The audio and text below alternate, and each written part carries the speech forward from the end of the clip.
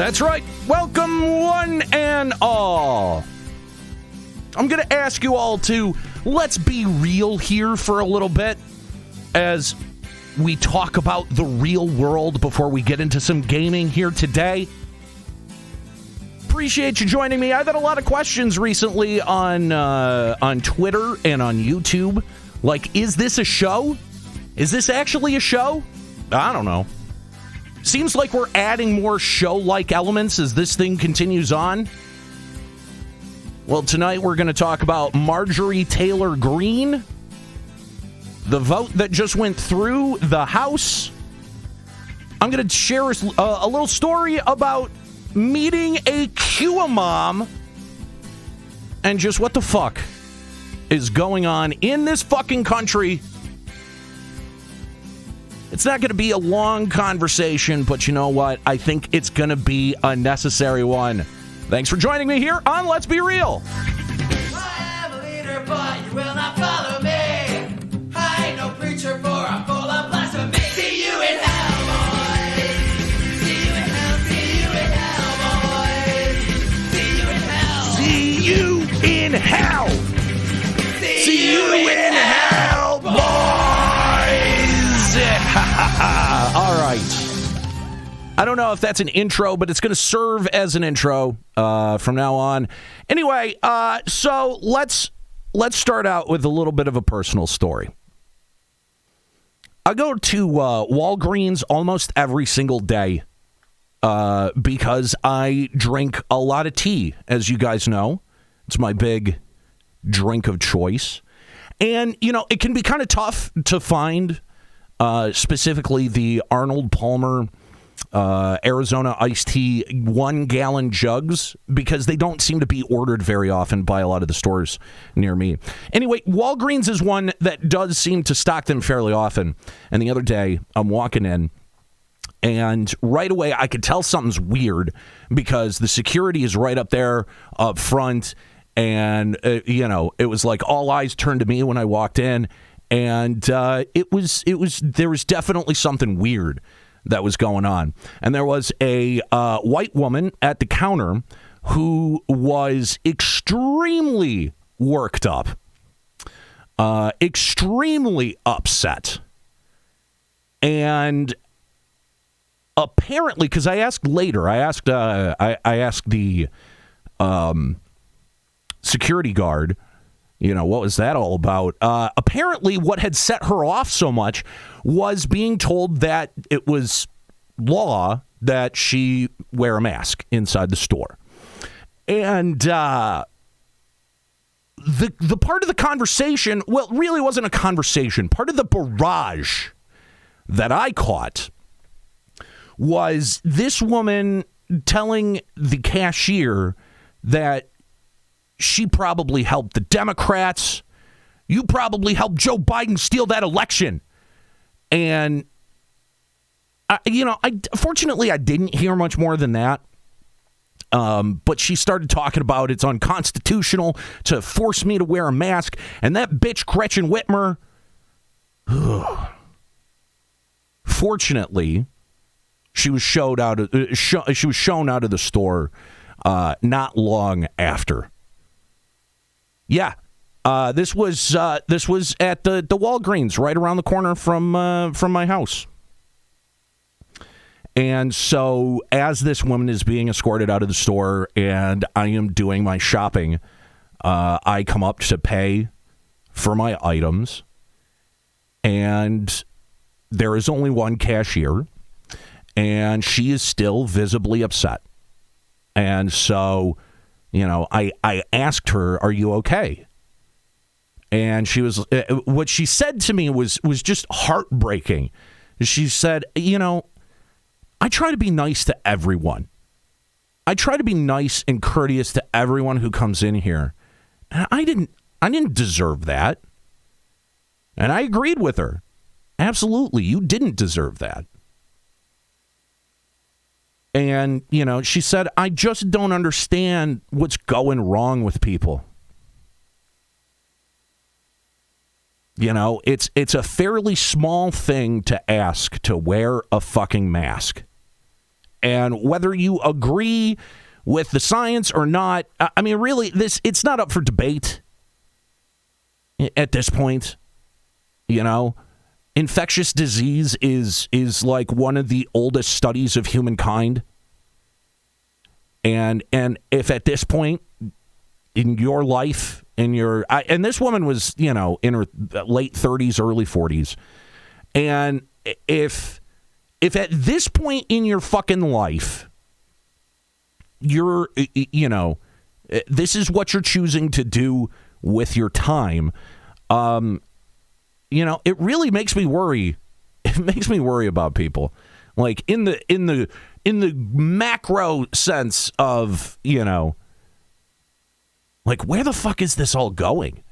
The QAnon shit? Like it's been exposed so many different times how much of a lie this whole thing is. But, you know, if you're a part of it, it's like, you know, they keep dangling that rabbit hole. You know, I watched the fucking Matrix the other night.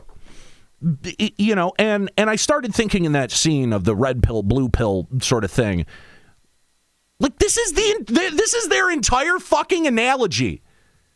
Like, this is what they're trying to do to convince people to wake up and to see how far the rabbit hole goes. They are quoting a 1999 Keanu Reeves movie. And you know what? Fuck it. I'm going to say it. It's not that good of a movie. The movie kind of sucks. And this is what your belief, your core belief in the political system is based on. That there's a secret cabal of cannibalists, you know, cannibal, Satan worshiping fucking pedophile. Like, what? Like, I've tried to make sense of this, of like the cadre of fucking conspiracy theories that these people spout. And none of them make a lick of sense on their fucking face. Not a single fucking one of them. But I you know, like, do you understand how sick your society actually is? Where if on a, you know, just an average day, you can go out to fucking Walgreens and see one of these assholes harassing the lady behind the counter because she asked her to please put on a fucking mask. Fucking come the fuck on. Marjorie Taylor Greene is one of these QAmoms. And just today, actually just an hour ago, literally like an hour ago, the House just stripped her of all of her committee assignments. Good. And, you know, honestly, if I lived in Georgia, I would be calling her office every fucking day. Every single day. Telling her fucking quit. Just, you're done. You're done. You can't do anything. You've been rendered effectiveless. You've been rendered powerless. Everybody does not like you. You have openly called for violence against your fucking colleagues. There is no place for you here. She needs to resign. And if anyone listening to the sound of my voice that is living in Georgia, fucking let her know. She has no business, none whatsoever, holding any kind of government power, none. But it's okay, you know, she was stripped of all of her committee assignments, which is in general a good thing. But there's, you know, someone who openly, you know, says, oh, it was Jewish space lasers that caused the California wildfires. What? You know, she personally stood up there and tried to disenfranchise the Michigan vote certification. And I asked on Twitter, who's this fucking idiot that's trying to disenfranchise my vote? And the reply that I got was conspiracy dingbat Marjorie Taylor Greene. That's been like the most like liked reply on my Twitter in like 4 weeks, it still gets likes. I don't know how people find it, but it still gets likes. Man, conspiracy theories are dangerous fucking things. You know? There was a time where I was very interested in conspiracy theories and, you know, what's really going on, man. And what I found was that 99% of what's out there is bullshit. It's bullshit. It's designed to either sell you something or sell you an idea. And most of what I found was beneath all of those ideas was some kind of deep-rooted hatred and prejudice. Whether it's anti-Semitism, whether it's racism. That is usually the foundational underpinnings for most conspiracy theories. And I've said it multiple times here on this channel. I've said it multiple times here on what will be a show, I'm sure, at some point. Is that, you know, my moral compass was set very early and was set, you know, by my parents, by my, my life experiences. And, you know, one of those things on that compass is that it's not just enough to not be racist. You have to be anti-racist. You know, that's why I started a chapter of anti-racist action in my school, where we openly addressed any instances of racism, and we took them straight to the school for them to deal with. You know, this has been something that I have been very passionate about for a long, long time.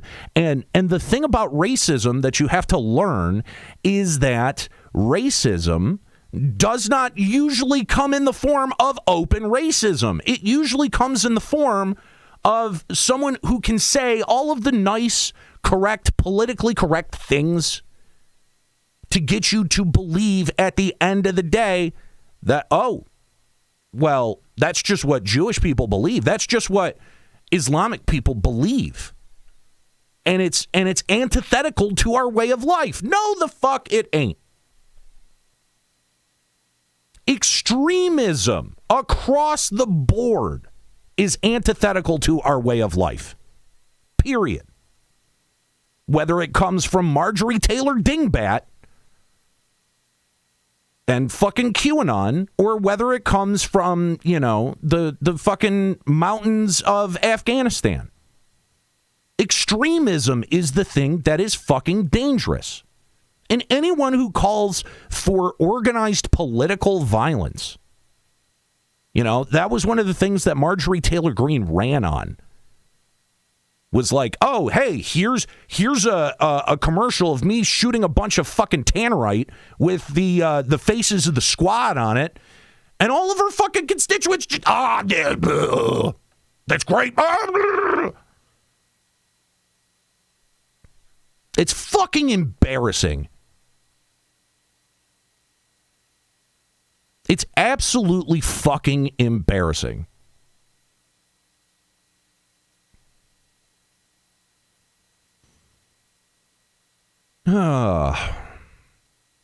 Well, it says, hell, I remember the neo-Nazis at CMU. That shit blew my mind because they weren't that much older than me. Yeah, dude. You know, and that's the thing, dude. Like before I went to CMU, I was really embroiled in a lot of that sort of like anti-skinhead, anti-Nazi shit because of the band I was in and the fucking concerts I was going to. Because it was every time you went to a concert, it was like you were ready for battle because you didn't know who was showing up. And there was a really, really good chance that if the wrong four people showed up, that there was going to be a real fight and someone was going to get fucking hurt. Someone was going to the hospital. That happened. 1 week, Isaac got a fucking brick, a cinder block thrown through his windshield of his car. Who do you think did that? Well, that was the fucking skinheads. So, yeah, like that, it didn't, the neo-Nazis at CMU never surprised me because I had already been battling neo-Nazis down here at, fucking Harpo's. I had a friend, Tommy Ivanson, who played drums in the first band that I was ever in, AWOL. And he went to a Dead Kennedys reunion show. Now, when I say the Dead Kennedys, I don't mean Dead Kennedys and Jello Biafra. That will never happen again, ever. But this was the other Dead Kennedys, just not Jello Biafra.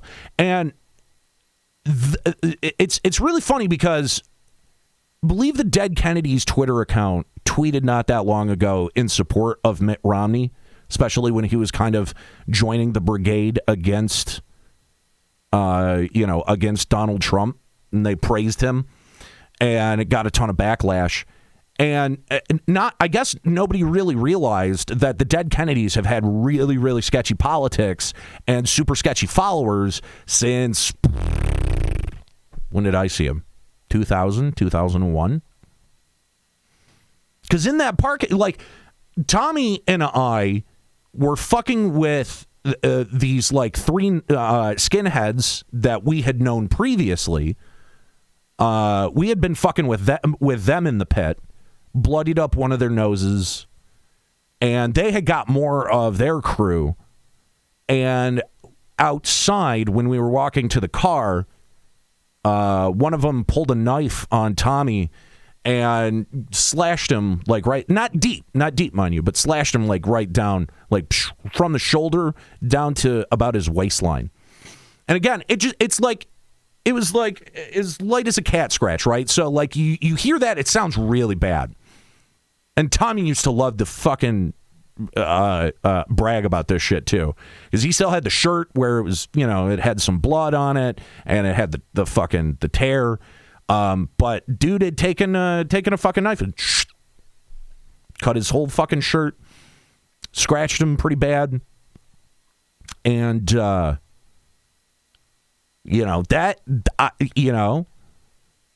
I thought it was going to get super real that night, but fortunately, a bouncer had come in and broken that up because it was close enough to the door. If that dude had waited for, if he knew what my car was and he had waited at our car, that would have been way, way worse. Harpo's was not a fun place to hang out. Anyway, getting sidetracked. And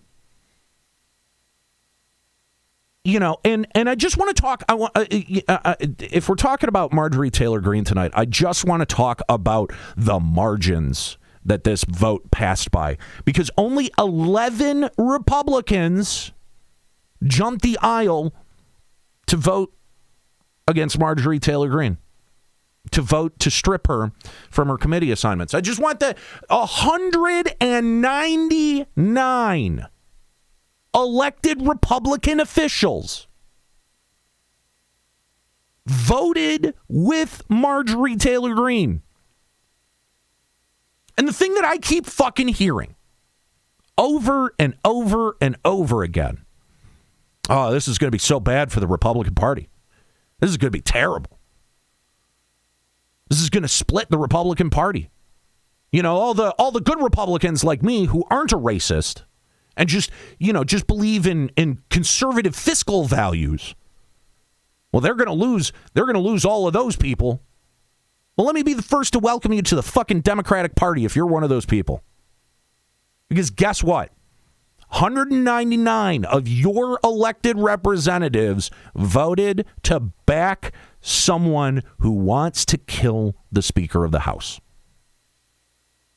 who has tried to bring firearms into the House even after the fucking insurrection.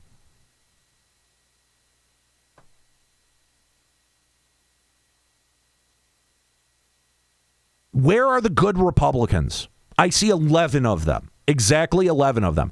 And the absolute insane thing about this is that the night before Kevin McCarthy is working to try to get a secret vote against Liz Cheney? Where are the good Republicans? Where are they? Now's the time to speak the fuck up. And this strikes at the heart of the problem right now. Because so much of the worst inclinations of the Trump administration and even Donald Trump himself are, in fact, the core values of the fucking Republican Party. And they have been for years. Straight up.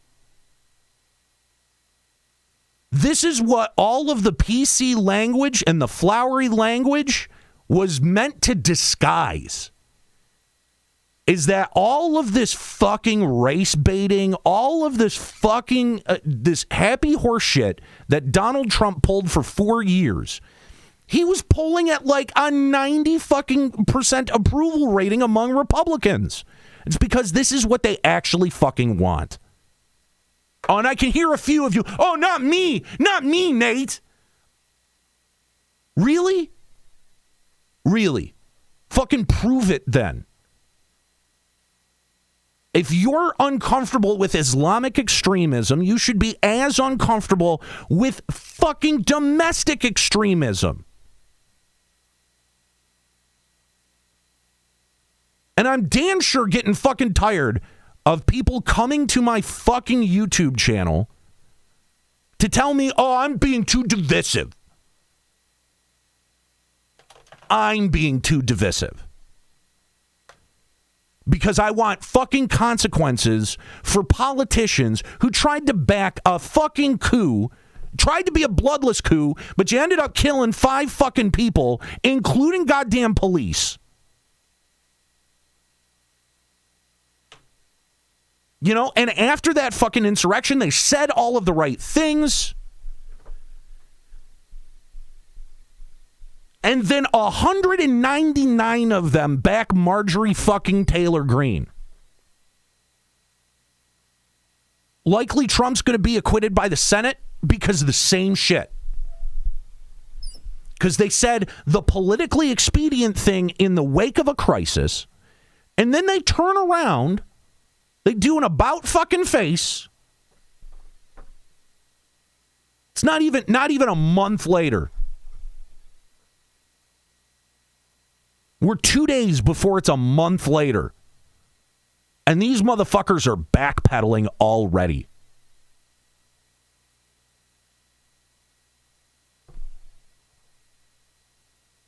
Boy, if there are any Republicans that do listen to my show or consume my content, boy, I do hope you're out there.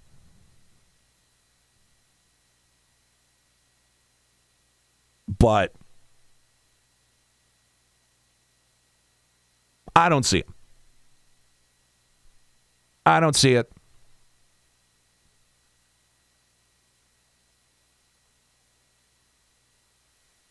I'd like to believe that it's true, but I have to believe my own eyes. And you know what? My fucking ire is not just reserved for Republicans. I'm gonna end tonight talking to Democrats. You gain nothing by trying to appeal to bipartisanship. Nothing. When you get margins like 199 to 11 to strip someone who is a fucking the definition of dangerous, the definition of politically dangerous, the definition of unfit to serve in public office. When you get margins like 199 to 11 not to strip her, what do you think bipartisanship is accomplishing? Here's the one thing that Republicans can do. They can fucking govern.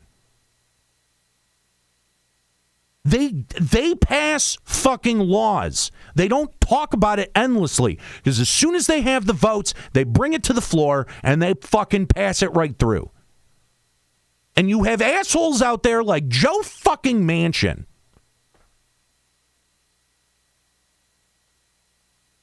And I get it. He's in West Virginia. I get it. But goddamn, talk about voting against your own best interest.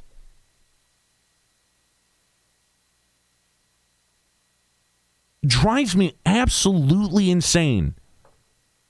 I do not want to hear about any more bipartisanship at all. You have the numbers. Do whatever you have to do to whip Joe Manchin into fucking line and get it fucking done.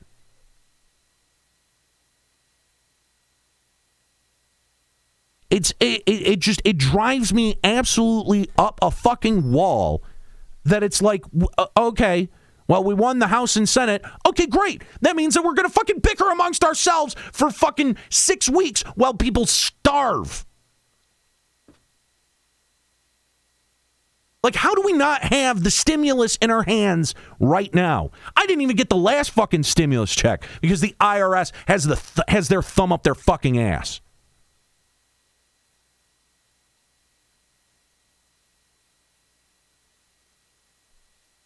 You know? It's exhausting. It's fucking exhausting. All right. So that's I think that's what I have to say. I want to I opened this a pretty fun way, and I think I'm going to close it in a similarly fun way. The opening that I used today was by a band named Mischief Brew. Actually, a friend of mine named Eric Peterson.